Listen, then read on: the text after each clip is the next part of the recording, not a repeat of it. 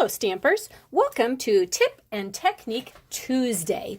Today what I decided to do with you is I am going to show you how to make this really pretty Mother's Day card. But I'm just going to show you where I got my inspiration, because there's lots of different places out there to get inspiration for making a card. And so what I did for this one is I simply took the color challenge that was posted on my Stampin' Up! Cardinal Stampers Team Facebook page. So let me explain to you what that means. I have a Facebook page that is for my Cardinal Stampers, and twice a month we issue challenges for my team. So once a month we issue a color challenge, and once a month we issue a layout challenge. So I am going to show you how I use the color challenge to do this. So I'm just going to slide my laptop in here real fast, and I'm just, whoops, get the glare off of it, going to kind of show you that this was our color challenge for this month. It was to make a card using powder pink, coastal cabana, and shaded spruce. Okay. And it's simply a color challenge that my people who are in charge of my challenges, they simply get it off of Pinterest. So if you go on Pinterest and look for color challenges, a whole bunch of them will pop up. So this is how you can use them as an inspiration when you're making cards. Okay, so again, my colors were powder pink, coastal cabana, and shaded spruce. So those are the three colors I decided to use when I'm making this card. All right, so you ready to go ahead and make it? Let's do this. So we're going to start off with a piece of powder pink cardstock that measures 8.5 by 5.5. And we're simply going to fold it in half to be our card base. Be sure and use a bone folder so that your crease is nice and crisp. Okay? Our second layer is going to be a piece of coastal cabana cardstock that measures 5.25 by 4. Now, when you are doing layers for your card, all you have to do is take the front measurement of a card, which the kind that we make is going to be 5.5 by 4.25, and then you just take it down 1/4 of an inch on the two sides for each layer that you use.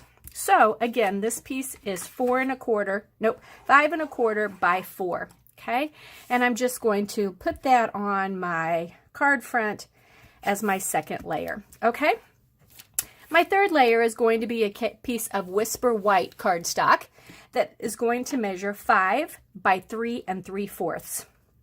Okay, so the stamp set that I decided to use for this card, or one of them, is the Beauty Abounds stamp set. It's in the Occasions catalog, and I think it's a beautiful stamp set.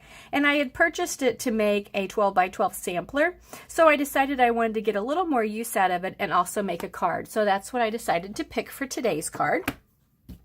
So I'm going to use this image, okay, that's kind of the scrolly flower. Now, I am going to do this image from corner to corner, but the stamp is not quite long enough, so it's going to take 2 of them. I tried inking it up and doing one from this corner and one from this corner, and all the middle was a big gobbledygook. So what I then did is I took my stamp, and I'm just going to ink it up with what will fit on the stamp pad, okay? So you can kind of see it is actually longer than my stamp pad, so the bottom part of it will not get inked up. So I just want to ink the top portion of it, whatever will fit there, okay? And I'm going to go, like I said, from this corner up here, stamp it like that, and see it only stamped it partially. I'm going to ink it up again, the same amount, just what'll fit on that stamp pad, only now I'm going to go from this bottom corner up. Okay, so then you just end up with a little bit of an area that I'm calling my gobbledygook area, right there in the middle where things are kind of crossed over each other, but that's okay because we're going to put a butterfly in that part. So with this, I need to color these in, and again, I'm just using my 3 colors that I was given in my color challenge, which was shaded spruce, powder pink, and coastal cabana. Okay, so I'm just going to go through and color in my flowers, the pink color.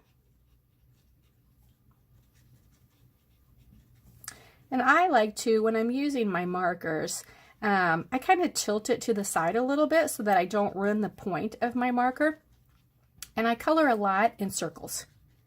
I think it's better for the tip of your marker when you do that. Also, you're not going to flatten it or splay it out like you don't want it. So I don't give it a lot of pressure.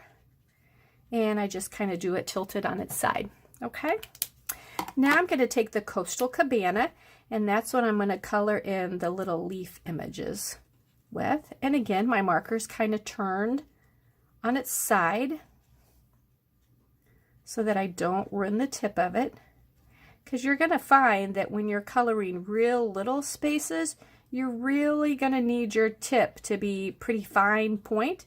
So you just want to use it as little as possible so that you don't flatten it out.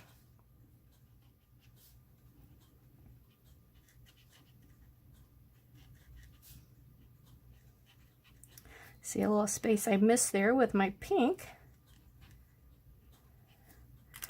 I'm going to fill that in real quickly right there. Okay, now I'm going to take my shaded spruce, and now is one of those times where I need my point, so I need it to be nice and crisp. And I'm just going to color in these kind of striped areas that we have here. Just like that. Okay, now I'm going to put that aside because now I need to stamp some butterflies. Now my butterflies that I'm going to be stamping are from the Butterfly Gala stamp set. And if anyone was waiting on this and the butterfly punch to be back in stock, they are finally back in stock. So you can order them now, which I'm so excited because I just love this bundle. So I'm just going to ink it up in my basic black. I'm going to stamp it on some Whisper white cardstock. And I'm going to use my butterfly punch. If you turn it upside down, you can see exactly what you're punching out. And I'm just going to center it on there and punch those out. Okay. Now we need to color them. So again, we'll bring our colors back. I'm going to use my shaded spruce to kind of do the outside edges of my butterfly. Since I'm not using the blends, I can't really blend my colors together or do shadows, so it's kind of up to me to do it with how I want it.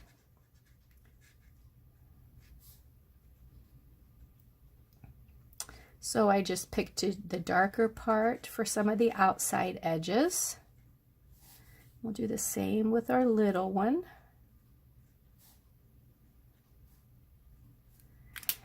And then we'll use the lighter green for the inside edges.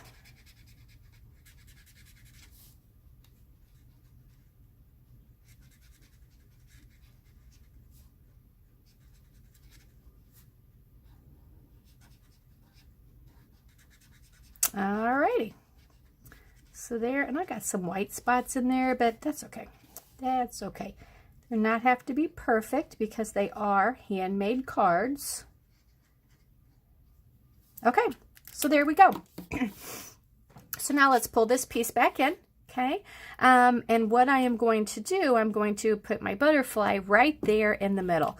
So what I like to do for these butterflies is I like to put my thumbnails kind of on both sides of that middle area and just kind of wiggle. And that kind of gives you your butterfly so that it's got that shape, which gives you a little bit of flattened area right here to put your adhesive on, so that when you stick your butterfly down, he kind of has his wings open a little bit. Now I'm going to use a stamp from the Itty Bitty Greetings stamp set. I love this stamp set. This is the one that took the place of the Teeny Tiny Wishes, and it's got every holiday you can imagine. So I'm using the Happy Mother's Day. I love the script on there. I think it is beautiful. And I'm going to go with the Coastal Cabana to stamp this on. So I'm just going to ink it up, stamp it down there at the bottom just like that. Okay. Now we are ready to put this on our card front. So I use Tombow glue a lot in my card making. I really like that it's so easy. It gives you a minute to get things positioned where you want them. I really like the Tombow. So we're going to put that in place just like that. my little butterfly, I don't want him necessarily to be flying. I'm just going to put him flat, put him down there kind of with the Happy Mother's Day. Okay, so there is that so far. Then when I looked at that, I thought, oh, it's a little plain. It needs a little something. So, you know, every card looks better with some bling on it. So I'm just going to use some of my pearls here. And I'm going to kind of randomly put 3 pearls on here. They say if you're going to use embellishments like that to always go with an odd number. So I typically do 3. But I also want the inside of my butterfly to have a little bling. So I'm going to put 1 there. And I'm going to turn him over and put 1 right there. Just so that the middle of my butterfly has a little bit of bling and a little prettiness on it. And so then that still kept with my odd number because that gave me 5. But there you go. So there is the card that I made with a color challenge. So using color challenges are really a great thing because sometimes I'm like, I tend to go back to the same old colors all the time. So I really like to do color challenges because it gets me out of my box. Because these typically are not colors that I would have put together, but I really like them. I think they turned out really, really pretty.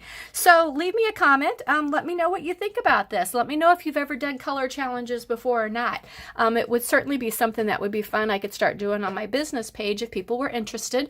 So just leave me a comment. Let me know whether it's something you'd like to do. And also, just let me know if you've ever done color challenges or not before, because I'm just kind of interested how many people really do them. So share my video for me, and thanks for watching.